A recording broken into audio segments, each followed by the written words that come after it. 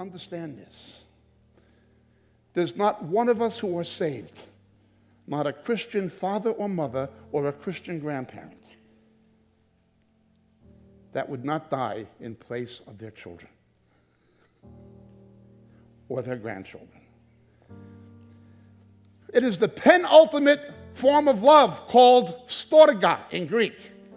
There is actually a higher form of love than storge called agape. Agape is totally unconditional.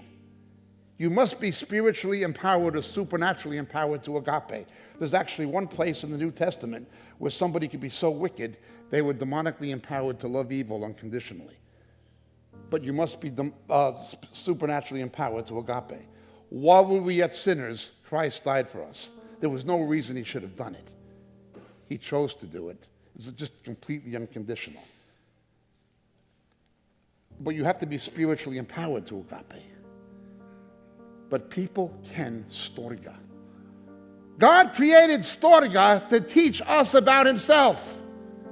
The reason that you or I would die to save the lives of our children or grandchildren is because we're Imago Dei beings. We're made in the image and likeness of a God who would die to save us. That is a love that God put in us to teach us about his love for us. When I was a young Christian, I used to say the cliche, Jesus is my personal Savior. I used to say that, but I didn't know what it meant.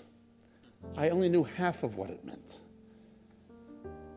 I thought it meant I accepted him personally on McDougal Street in Greenwich Village in New York, therefore he's my personal Savior. That's half of what it means. A personal Savior means something much more than that, although it does include that. What it means is, if you or I were the only person who ever sinned, we're not. But if you or you or you or you, if you were the only person who ever sinned, the only one, God would have become a man and went to the cross just for you. Yes, Jesus died for all of us, but Jesus died for each of us. That's how much he loves us. How should we love him?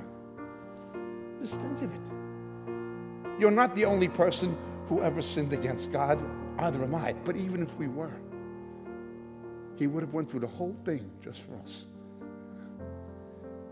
That's his love. And we just have a little sense of what that is through the love we have for our children. I know he's no good. I know she's no good. She's out. She's on drugs. She's whoring around. He's out. He's fornicating. He's this. He's backsliding. He's with it. But that's still my kid. We'd still die to save their life if we could. That teaches what God's like. If you're not saved, that's how much he loves you. And that's how terrible the second death is, that he'd have to do that to keep you from going to the second death. Don't walk out of this place without knowing somebody who loves you that much.